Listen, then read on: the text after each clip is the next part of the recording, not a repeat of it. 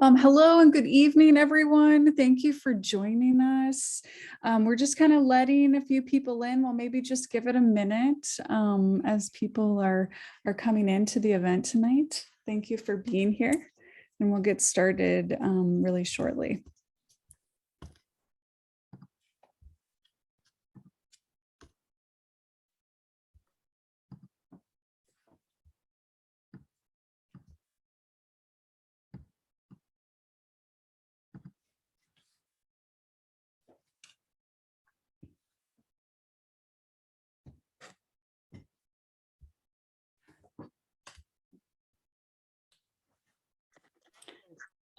Okay, so I think we're going to go ahead and get started. Hello and welcome, everyone. My name is Jennifer Jenkemeyer-Kahn. My pronouns are she, her, hers, and I'm the Outreach and Public Engagement Coordinator at Stamps Gallery, which is part of the Penny W. Stamps School of Art and Design at the University of Michigan.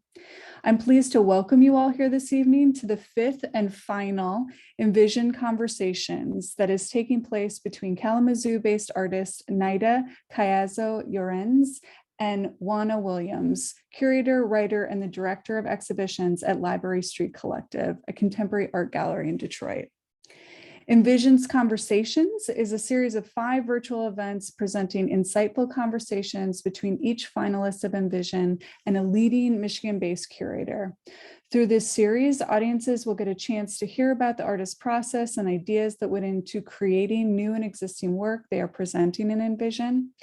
Each of the events are virtual and includes an artist talk followed by a conversation between the featured artist and curator, which is followed by a public Q&A. Envision Conversations is happening in conjunction with the exhibition Envision, the Michigan Artist Initiative, which is currently on view at Stamps Gallery. It opened November 12th of 2021 and will be on view until this Saturday, January 22nd of 2022. Stamps Gallery is free and open to the public currently, so we invite you to come and see the exhibition in person if you haven't yet. Our gallery hours are Wednesday, Friday, Saturday, 11 a.m. to 5 p.m. and Thursday, 11 a.m. to 7 p.m. So we hope to see you there very soon. For more information and details, please visit our Stamps Gallery webpage on the Stamps School of Art and Design website that we will put into the chat for you to check out. Please note this event is being recorded, so if you do not want to be in the recording, just turn off your video. Also, if you can keep yourself on mute throughout the event, unless you are speaking, we would appreciate it. And you can access live captioning using the button on the top of your Zoom window. For those of you who have not been to Stamps Gallery before, Stamps Gallery is a professionally run art gallery that functions as an incubator and lab for contemporary artists and designers to explore ideas and projects that catalyze social change. Building on the school's strong tradition of excellence, thought leadership, and community engagement, our goal is to develop innovative and scholarly exhibitions, publications, and public programs that foster inclusive platforms for presentation, discussion, and inquiry into the urgent questions and concerns of our time. A commitment to social justice shapes our work that we hope inspires new ways of looking, making, and thinking. The gallery is housed in a 6,000 square foot exhibition space located in downtown Ann Arbor. Every year we present 2 to 4 student exhibitions and 3 to 5 exhibitions with renowned artists and designers working locally, nationally, and internationally. And all of these exhibitions are complemented by a number of public programs. Following opening remarks this evening, Nayda will present her work through an artist talk. This will be followed by the conversation between Nayda and Juana, and then we will open it up to the public Q&A. Feel free to put your questions in the chat throughout the program tonight, but just note that we won't take any questions until the public Q&A session begins. And with that, I'll turn it over to Stamps Gallery Director Srimoy Mitra to tell us more about Envision and introduce our special guests tonight. Thank you, Jennifer. Hello, everyone. My name is Srimoy Mitra, and I'm the director of Stamps Gallery. Very excited to be here for our final conversation, Envision's conversation with Nayda Collazo-Llorens and Joanna Williams. So I want to start by acknowledging that Stamps Gallery is part of the University of Michigan, which resides on the traditional territories of the Three Fires people, the Ojibwe, Odawa, and Potawatomi. As we live, work, and play on these territories, we keep in mind the ongoing effects of colonization, the community's struggles for self-determination and colonial state violence, and recognize Indigenous sovereignty. So in March 2020, Stamps Gallery announced an open call for emerging and mid-career artists living and working in Michigan, practicing in all types of media. The call for submissions received 259 applications from across the state. Concurrently, we appointed an accomplished jury with artist and alumni Ken Aptekar, curator and museum professional Lauren Randolph, and curator Carla Acevedo Yates. To review the applications and determine the finalists. So they did the hard work and determined 5 finalists who were then invited to present an exhibition at Stamps Gallery. With part of this exhibition, the prompt was to create a new work that could be included as sort of part of their mini solo show in the exhibition, part of Envision, the Michigan Artist Initiative. So I want to express my deepest thanks to Ken Aptekar, Lauren Randolph, and Carla Acevedo Yates for really their hard work and rigor in reviewing the applications and really doing the hard work of determining the finalists. The exhibition, which featured artists Michael Dixon, Daryl D'Angelo Terrell, Kylie Lockwood, Carol Harris, and Nayda Collazo-Llorens, whose works were ultimately featured in the exhibition. The exhibition opened on November 12th, and the jury came back together, this time in person for the first time, because all the work prior to that took place virtually, for their final deliberations when to determine the Envision Artist Award, the 2021 award winner for the Envision Michigan Artist Initiative. And they determined, and they selected Nayda's work as the first and inaugural winner of the Envision Michigan Artist Initiative Award. So congratulations, Nayda. So I want to also express my deepest thanks to the artists in the exhibition for their hard work and commitment to the project and to this exhibition. As you know, we navigated various challenges to bring this together, and I think each of them did an incredible job. So thank you. Also, deepest thanks to the funders, to our funders, Andy Warhol Foundation for the Visual Arts and Michigan Council for Cultural Affairs, MCACA, for their generous support for the exhibition and in helping us expand the reach of the exhibition with a forthcoming publication and the series of public programs. So with that, it is my honor to introduce our esteemed panelists and guests today. So Joanna Williams is a community-based arts curator and writer residing in Detroit, Michigan. Her curatorial practice focuses on deconstructing cultural and social issues, transgressing traditional boundaries of art criticism and curation, and countering anti-Blackness within the arts. Williams recently joined the Library Street Collective as the director of exhibitions and Wayne State University as a part-time art history lecturer. She previously served as the exhibitions curator at the Urban Institute of Contemporary Arts, UICA, in Grand Rapids, Michigan. And prior to joining the UICA, Williams held multiple positions at various art institutions, including the Museum of Contemporary Art Detroit, the Wayne State University Art Department Gallery, the Elaine L. Jacob Gallery, and the Detroit Institute of Arts. She was also the 2021 Art Mile and Plus Independent Curators International Inaugural Curatorial Fellow. Welcome, Joanna. Next, we have Nayda Collazo-Llorens, who was born in San Juan, Puerto Rico, and lives and works in Kalamazoo, Michigan. Through her work, she examines the way in which we perceive and process information, dealing with concepts of navigation, memory, language, hyperconnectivity, and noise through interdisciplinary creative practice.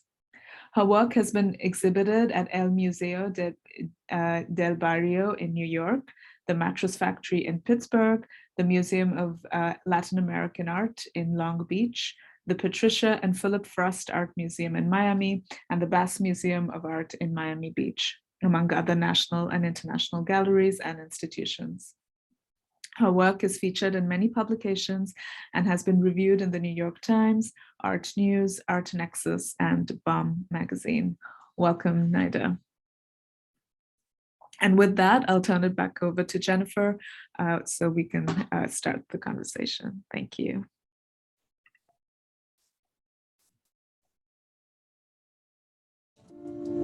The title of the work is Rupturing.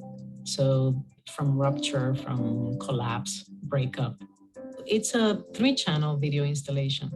I've been working on these drawings recently, some of which I have right here. And the video installation came from the drawings. You know, it's these abstract works where I've been working with multiple kinds of visual languages, different kinds of marks that don't necessarily go together.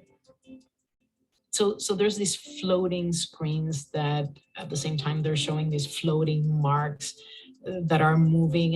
And so there's something about questioning what is it that we're seeing, or trying to both navigate the space and what we're seeing, but also about finding our place or getting lost in it, you know?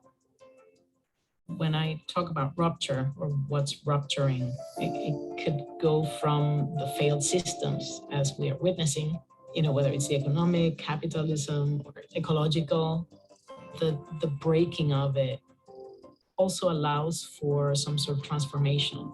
You know, I'm thinking of it as a process, as a process that it's not just rupturing to put it back together, but it's rupturing as in this is a necessary process, you know, to upend or to change or to transform things.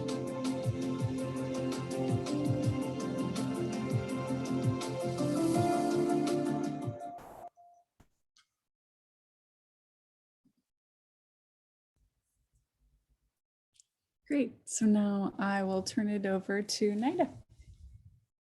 All right. Well, thank you. Thanks, Jennifer, and thanks, Srimoji, for the intros and also for organizing the event. And especially thanks to Juana for being here. I'm looking forward to our conversation. So let me first make this work technically. Let's see. Is that good? Are we on? Okay, perfect.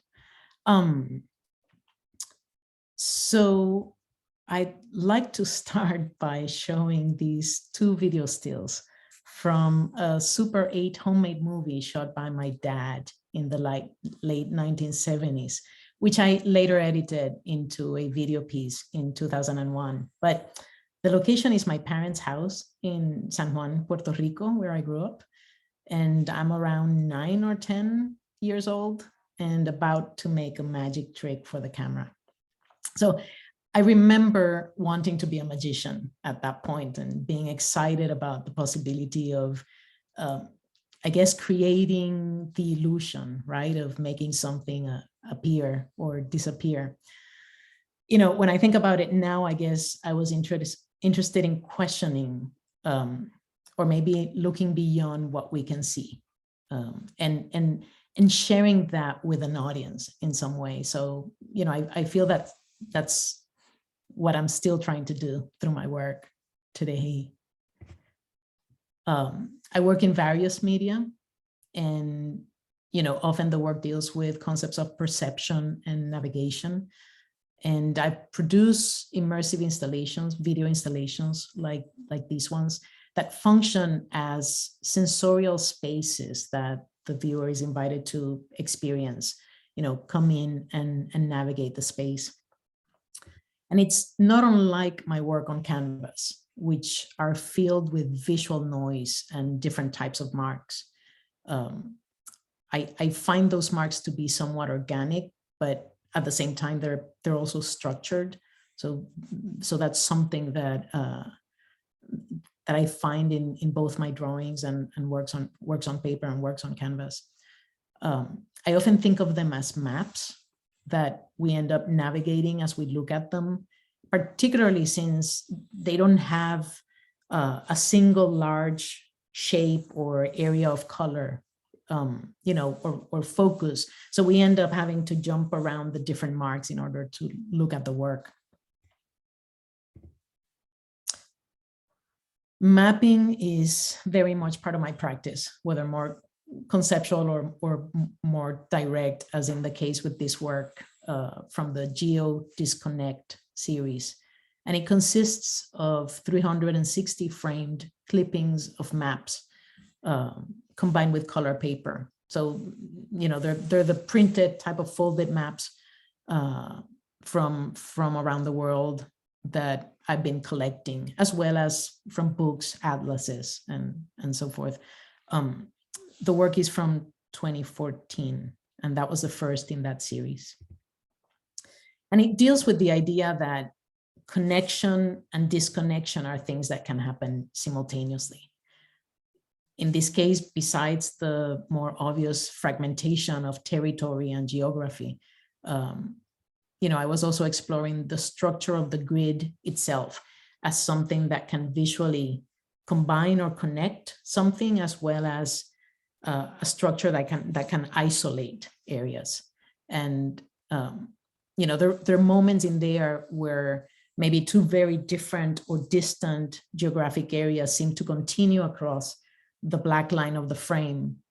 But then there are other moments when the frame itself and also the color rectangles interrupt or generate that disconnect. And I have to say that when I came up with the idea of using these solid color areas to block some parts of the map, I was thinking about territories to which we may not have access for whatever reason. And I was especially thinking about the island of Vieques, which is one of the islands in the Puerto Rican archipelago. Between the 1940s and 2003, the US Navy occupied more than 3/4 of the island and used it as a military training range. So the people of Vieques, civilians, local people of Vieques lived in the remaining quarter of the island and had no access to the occupied land or its surrounding waters. I have to say that currently the once occupied areas are designated as Superfund sites, and there's still plenty of unexploded bombs, as well as high levels of toxicity, whether it's mercury or napalm or depleted uranium, as well as many other contaminants.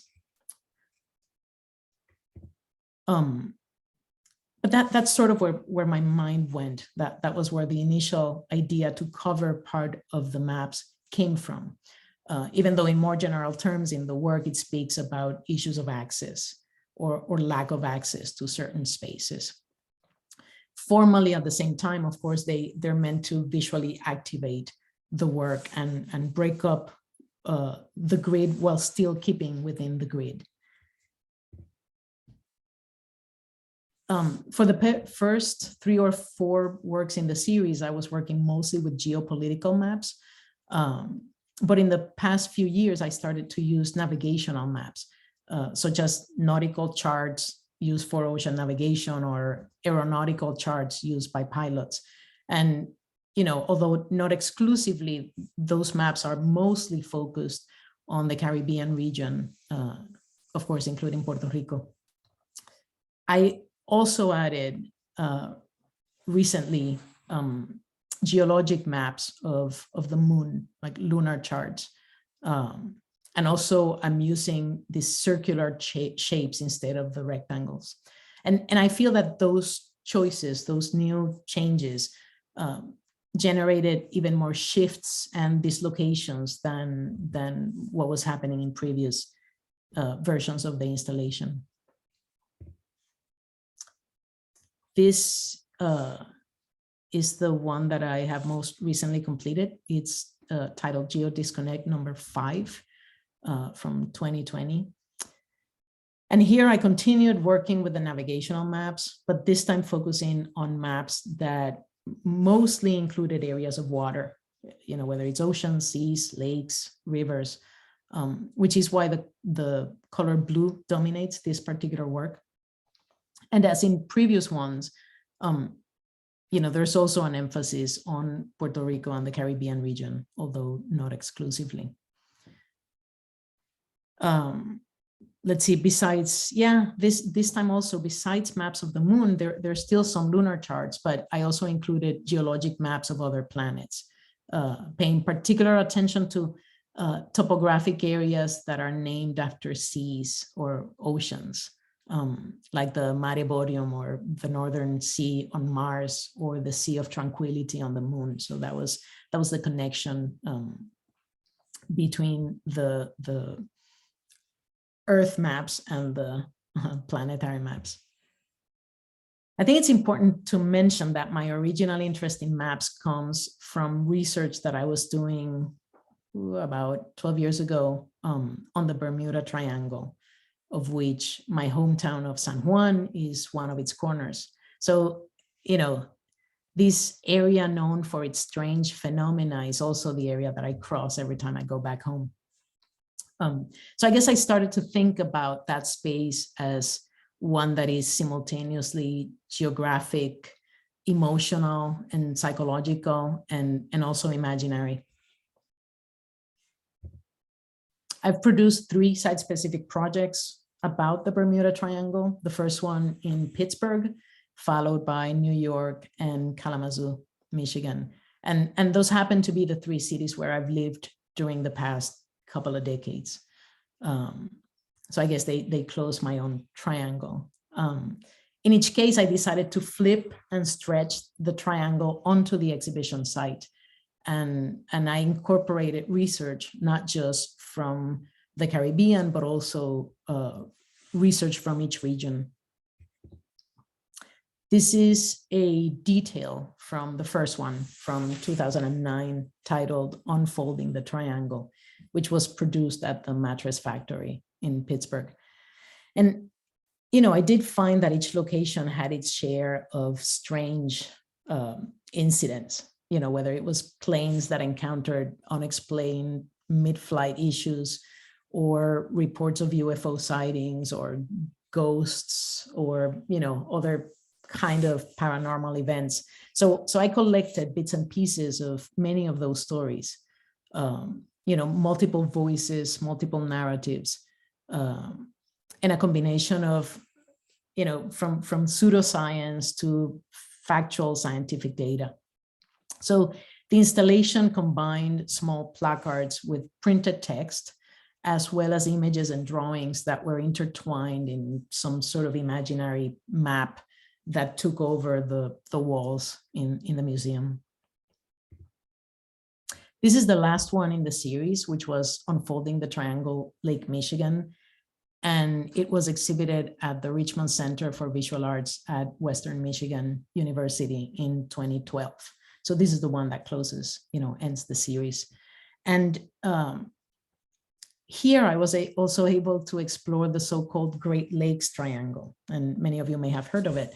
But apparently there have been as many mysterious disappearances of ships and planes in the Great Lakes area as in the Bermuda Triangle. So, that was a good coincidence. For this one, we built a room in the center of the gallery, which you can see in the photo, which allowed for a much more complex navigation than in previous versions. As in previous versions, it continuously shifted from factual data to more subjective and imaginary narratives. It sort of continuously shifted back and forth as you navigated the work. Inside the room, there was a 4-channel video installation with mirrors that created the illusion of an infinite tunnel. the videos were filmed underwater with somewhat abstract imagery and low, deep sounds. So entering the room shifted us into a more sensorial space or experience than perhaps the more mental and even literal navigation on the map outside of it. I thought of the tunnel as this imaginary underwater connection, a tunnel that connected the bottom of Lake Michigan to an underwater cave somewhere in the Caribbean. There was also a drawing on top of the room that could only be viewed from the second floor windows of the gallery. And I thought of it as another shift. And there's obviously a shift in perspective. We're above and in terms of architecture, right? And our viewpoint. But also I feel that in terms of mark making, in terms of the visual languages that I'm using in that work, this is one other such language, this one being more graphic, perhaps even a graphic depiction of the tunnel itself. So we're going from this mental / emotional / geographic navigation, then we enter into a more sensorial, ethereal space, and then we have the graphic element as well. I guess, I find that it's pretty clear that the work is directly related to me being part of the Puerto Rican diaspora and the complexities that brings up. Last week, Juana and I talked briefly on the phone to sort of prepare for today's conversation, and she brought up this work, which I had not thought about for a while, but it's a print from 2008 titled Territorial Quarantine Notice. And for those who may not be aware of it, Puerto Rico is neither a state nor an independent country. It has been a colony, or territory of the United States since the Spanish-American War in 1898. So, this work makes a more direct reference to that colonial status, specifically talking about pigeon peas, type of pea that is a staple of Puerto Rican cuisine, gandules, and that are also prohibited by the USDA from being transported from the island to the US mainland. And I don't know if you can read any of it, but I'm zooming in a bit. But the text pretty much shifts back and forth between the specific USDA regulation and the recipe to cook arroz con gandules, rice and pigeon peas, which is a traditional dish in Puerto Rico, and actually it's a celebratory dish in Puerto Rico. I've worked with text in many other projects, whether they're artist books or public works or temporary interventions in a public space or as part of other projects, and I sometimes incorporate text in my video works, as in the video that's at Envision, but and I also do so in drawings, and here I should mention that drawing is very much part of my daily practice, where with some of the other works I work on them in terms of specific projects at different times, but this is sort of like the ongoing practice, and I feel that these works can be a lot more intuitive and personal or intimate than some of my other works. I talked a bit about these drawings in the video that was shown earlier, and I've been producing these. These are small format. I've been producing these since the beginning of the pandemic.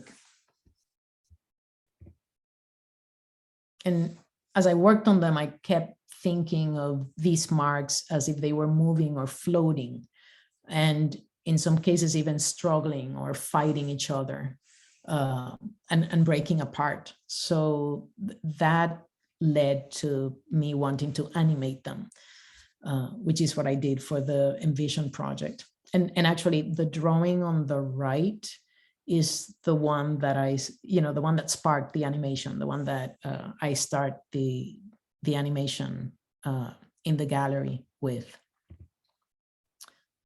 So working with animation and sound and how it could be installed allowed me to further explore ideas that I had started to think about through the drawings, such as collapse and disruption and transformation as an ongoing process. So what you see here are the 3 floating screens that each one can be viewed from either side. And for those who have not had a chance to see it in the gallery, I want to play a short video documentation to try and give you a better sense of what it might feel like to be in the space, and sort of move through it. And Jennifer, I think I'll end the presentation with that video so that we can then move on to the conversation. So let's hope that this plays now.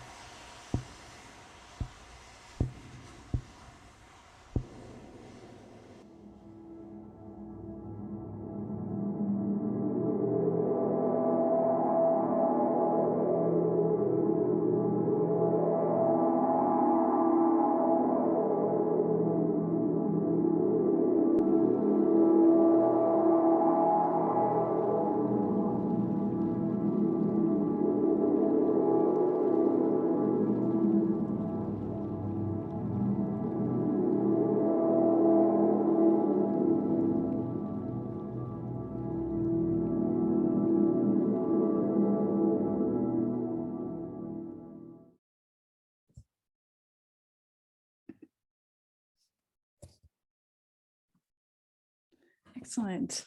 Thank you, Nayda. That was wonderful. So now I'd like to bring on both Juana and Nayda for their conversation. And just to remind everyone, if you have questions, please feel free to drop those in the chat, and then we'll get to those when we start our public Q&A. So thanks.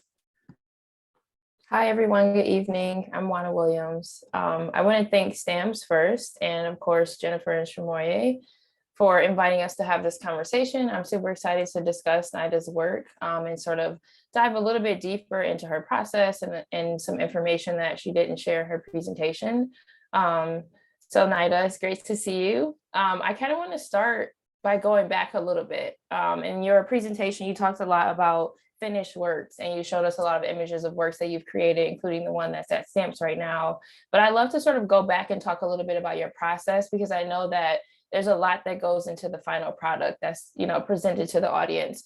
So I'd love for you to sort of talk about how you embed your works with your own experiences, but also just talk about your process. Like, I know you oftentimes start with drawings, and sometimes it becomes an installation, or it becomes, a painting, or it becomes a video or something like that. So if you can sort of just share a little bit of information about that transformation from an idea or an experience to the final product.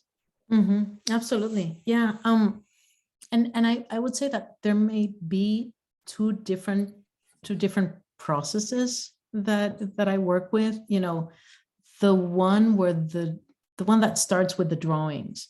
I should say that I often think of words and writing as drawing. So a lot of those drawings also have words in it, and they are more intuitive. They often include things that I'm thinking about, or something that I read, a word or even a number that I'm seeing. So it's sort of like I'm collecting maybe what I'm experiencing around me, but also sort of inside of me. So often those things generate other projects, and actually quite a few video works have come from the drawings. But it gets to a point, as I mentioned, for example, with this work, it's like, yeah, the drawings as a language, if we think of language, of drawing as language, I felt that I needed a slightly different language to continue investigating some of those ideas. And I needed movement, and I needed audio. And so that's how then that leads to a video work. There are some other projects that, that are site specific. And in those cases, I start in a very different way. The process starts more as an investigation of that particular site or of that particular space. An example of that would have been the Unfolding the Triangle series, where I was working in that sense, not so much with the specificity of the exhibition site, but the specificity of the context of where the site is. In some cases, it's more directly related to the architecture as well as the context. So I feel that those two modes usually happen sort of, they're parallel modes of working for me. And even while I'm working on one type of work, particularly the site-specific work, the drawings are something that I continue to do. So often some parts of that work end up making their way back to the drawings. And so I don't mean to say that there's a recycling of ideas, but there is a further spreading of some ideas from one project to the next. Yeah, I think it's interesting that you sort of explain it in that way, especially thinking about language. Obviously, knowing that you were born in Puerto Rico and you moved to, the mainland United States for college later on in life. I think it is interesting the way that you use language, not just visual language, but also like literally Spanish and English in your work and in your process. So I'm kind of curious about how you switch between the two in terms of Spanish and English, or how those, like, understanding both languages play a process. I know we sort of talked last week about how you kind of have this stream of consciousness, and sometimes your brain will switch from one language to the next. And I think that's an interesting concept to include in your work. I think especially because a lot of your work is abstract, and oftentimes people think of abstract as very objective, when really it's incredibly subjective, especially when you talk about your process and how your own experiences and understandings will sort of recycle or, are embedded within the work, whether it's intentional or not. And so maybe we can now kind of talk about language in terms of, Spanish and English, but also visual language in terms of how you create these sort of non-representational items, but you merge them with actual text, and how you kind of create a balance between the two. Yeah. Your question about how I switch from one to the other, or at what point, that was something that early on when I started doing that, as I would, sit down and do some automatic writing, that was during grad school when I started doing that. I had that same question, what triggers the switch? And I have it as I speak. If I'm speaking with someone who also navigates both languages, I may switch from one to the other, which is called code switching, and I'm sure Srimoye does that. And I feel that's something that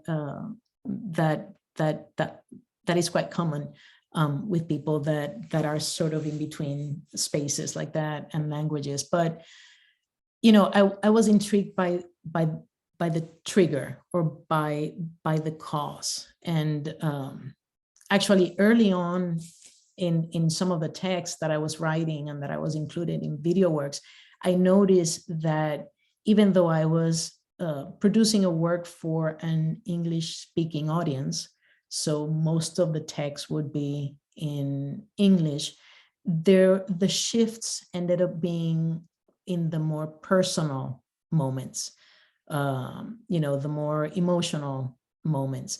When I was editing a piece for a Spanish-speaking audience, as in Puerto Rico, when I would switch to English would be perhaps in some imperatives, or things that I would grab from the computer, some error languages, or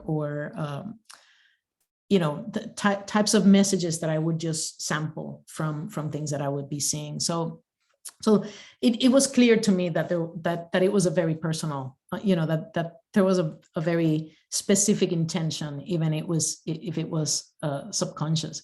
So I mentioned to you, Spanish is my first language. English is the language I speak with people who do not speak Spanish. And there's still within those, I try not to think about it. And I through my work, I try not to think about it as a binary either, one or the other, because I think it's a lot more complex than that. The code switching, but the use of the Spanglish when I'm combining the two, or coming up with words or slang. I do use a lot of Puerto Rican slang, and even that's a code switch, whether I'm speaking with someone from Puerto Rico or a Spanish speaker from a different place. So I was interested in all that elasticity, perhaps, of language. And I think I mentioned to you, that I do think about language, and particularly Spanglish and slang as even a way of resisting the two languages of the colonizers, whether it's the Spaniards or the US. So I think of it as a strategy of resistance in some way. So yeah, a lot of my work, maybe it wasn't that obvious in the works that I showed today, but there is always some switch between both languages, even though the main language that appears usually relates to the site where I'm going to exhibit the work. I think that it's really interesting that you use the words binary and elasticity when talking about language, because I think those are really appropriate words to use when talking about your work, because your work is so layered, because it has, visual and auditory elements, because it has to be experienced sort of as a whole and not, in these binary spaces or in these, separate ways. I think those are really interesting words to use when you describe your process and your, the way that you think when you're creating the works, because I would definitely use those words, if I were, writing about your work or speaking about your work to someone else. So I guess moving from there, maybe we can talk about the layering in your work. We can talk about, how you use repetition, but also how these are like really the piece, especially that's in the stamp show, it's really a full body experience. You know, like you have to really be in the space and take time with it. And so maybe we can talk a little bit about, you know, how you have these layers, and also kind of talk about time, like the time that you take from, you know, thinking about your own experiences and processing and then creating the work, but also the time that audiences have to spend really experiencing it. And I know we sort of talked before about, you know, when audiences come into the space, how the longer they're there, the more they may interpret the work or understand it, or, you know, receive something different from it. And so I think that thinking about, you know, how you use this layering and how you have this process of incorporating these different elements into the work, and then thinking about how time plays a role in that, you know, can you sort of speak to that idea? Yeah. I mean, it was funny because you asked me if I consider my work to be, what was the word you used? Labor intensive. Labor intensive. And I had never thought about it in those terms. Like, I do not necessarily consider it to be that, but yeah. Yeah, now that you mention it. But of course, I'm very aware that it requires a lot of the audience. Like, I'm asking the audience to do a lot. Yeah, and it's not always legible, you know, words. I mean, the example with the piece at Stamps, you know, yeah, the words are there, present as a word for 1 second before they disperse again. You know, you may be looking at one side of the screen and you may be reading one word, but you're also being aware that there's a different word being appearing on the other side of the screen, and it's inverted. So maybe you get it, maybe you don't. So, you know, after we talked, I kept thinking about why I do that. And I know that's not what you're asking. You're more asking about the how. But I kept thinking about the why, and I still do not have an answer to that, even though, you know, I acknowledge that that I'm asking a lot. I think the fragmentation, you know, ideas of fragmentation, which I can talk about that in terms of my identity. But there's also a layer that I think my work has. Certainly my research, because I'm very interested in how we perceive our contemporary lives, you know, and the way we live our contemporary lives, which include overload of information, you know, include almost perceiving the world in a very fragmented way through images, through, you know, headlines, through you know, I feel that it is quite fragmented, and so that's another layer that I bring into the work. So it's not necessarily that I'm trying to represent that, you know, that overload or that fragmented way in which we may perceive information and data, but what I'm trying to do is do something else with those bits and pieces, and with that fragmented state of whether it's our minds or emotions or actual data, or you know, I use the word noise a lot, you know, visual noise, sensorial noise, and yeah, with this overload of information, how can we, you know, get the noise that is not important out of the way, and how can we grab what is really important? You know, I think those are things that I'm thinking about as I work with fragmentation and repetition and rhythm and speed, you know, like when I'm working with video in particular, with the layering, things that may be noticeable right away, but some others take more time, or even with the unfolding the triangle piece, where I'm bringing in so much information from different types, different narratives in first person, second, third person, different voices. How do we navigate all of that, and what do we grab from it? It's part of my research, like how do we process that? And about noise, I particularly am interested in making something new with it, like not necessarily treat it as, yeah, that's just extra stuff that is overloading our space. But I'm interested also in seeing sort of maybe the creative potential behind it, or how things can be shuffled and turned into something different. So I think that's sort of where I'm going when I'm working with the layering and with the fragmentation and repetition. That makes sense. I mean, especially thinking about, I know that you incorporate in your work being from Puerto Rico and then living in, the mainland United States, and sort of thinking about the relationship that the states have with Puerto Rico and how complex it is, not just its history, but even today. I think it's interesting sort of thinking about that, and then thinking about how layered and, conceptually complex your work is. So we're running out of time. I have so many more questions, but I'll just ask, maybe one more, and then we'll get into the Q&A, because I definitely want the audience to have a chance to ask you questions.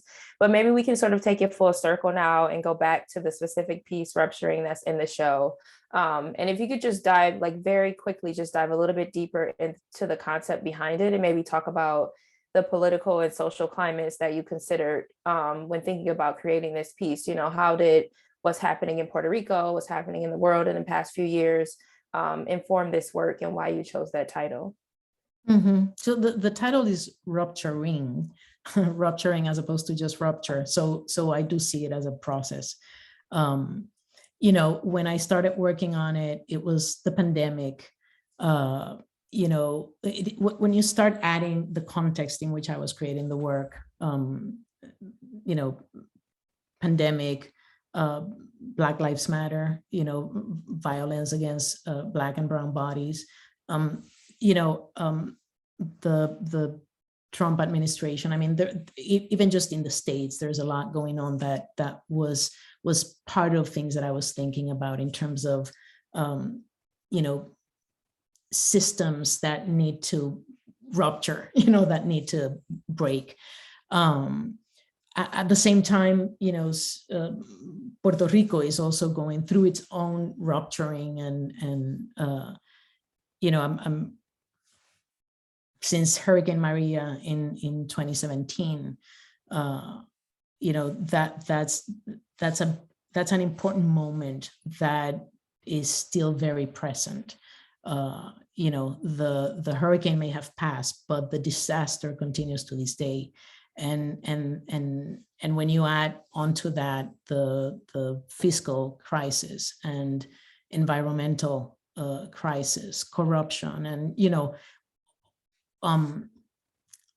Bitcoiners that are moving into the island and pretty much taking over. I mean, like there's a lot that's going on that I'm also seeing as a process of things that are collapsing and that need to be turned around, that need to fully rupture in order to transform and move into a different direction. So, while there's a very pessimistic side to what I'm talking about, I'm also hoping that it does lead to a positive transformation. That said, and I'll quickly talk a little bit about the work in the show. I feel that there's 3 moments or 3 chapters in that piece. There's the original rupture of that image, where the pieces turn into many more pieces than what were originally in the mark, because I feel that it's not just the visual marks, but it's the energy that then just gets bigger. So that was something that was important to me. Then in a way, I feel that the second section turns that energy and those ideas into text, into words. And that's partly my way also of grounding the piece in concepts and ideas behind it, just to sort of like give the audience a better idea of what the work is about beyond what we're seeing. But those words are also dispersing and rupturing, and they're fleeting.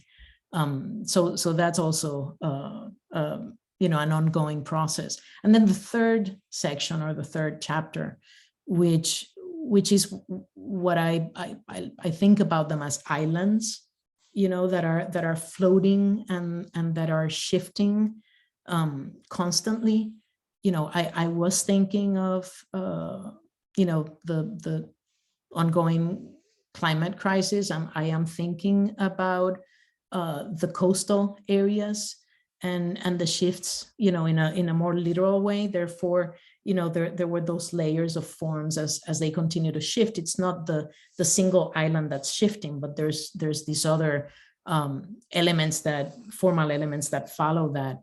But that said, I'm also thinking about the islands as elastic, to bring back the elasticity, as acknowledging the change and flowing with it. So hopefully that's helpful. I don't think I've actually talked about the work in that way yet. No, I think that was a perfect explanation. As much as I would really love to continue this conversation, I definitely want to be respectful of everyone's time and maybe open it up to the Q&A. But of course, thank you, Nayda, for very thoughtfully answering my questions and taking the time to share your work. So we'll open it up to the Q&A. I think we have time for just a few of them. The first one is, what are the elements of the sounds and how do you create them? And I think that person posted that question while you were presenting the rupturing video. So they might be talking about that specifically. Mm-hmm. I think I would say very similar to how I work with text, where I'm grabbing, sampling things. I do the same thing with the sound. So the sound for this piece included on-site recordings that I've done back home or in the landscape, as well as some other more technical recordings. But it's interesting because for previous videos, I've been working with the sound recording as it is, but because this particular piece is so abstract, the sounds that I have, the way I edited it was too literal. Like, no, I don't want you to be thinking of waves, even though they're, yeah, that's part of it, but so they were a bit too leading visually. So I did work with a sound engineer to help me transform my pre-recorded sounds into a less obvious, file, so that they were a bit more abstract. There is a lot of layering in there, and I usually do so in my other work that involves sound. The layering is something that's pretty constant, whether it's visual, textual, or in terms of audio. Thanks for the question. Yeah. Thank you for answering that. Another one that came a little bit earlier on is, how can your work affect societal issues, and has your style changed over the years? I hope it affects. I mean, wouldn't that be awesome if it makes us reflect on things and somehow affect change? But in terms of style, I think it is ever changing. I mean, I don't feel that I have a singular style because I work in so many different mediums. That said, I do have specific approaches that may then end up seeming similar in some ways. Yeah, that's an interesting question.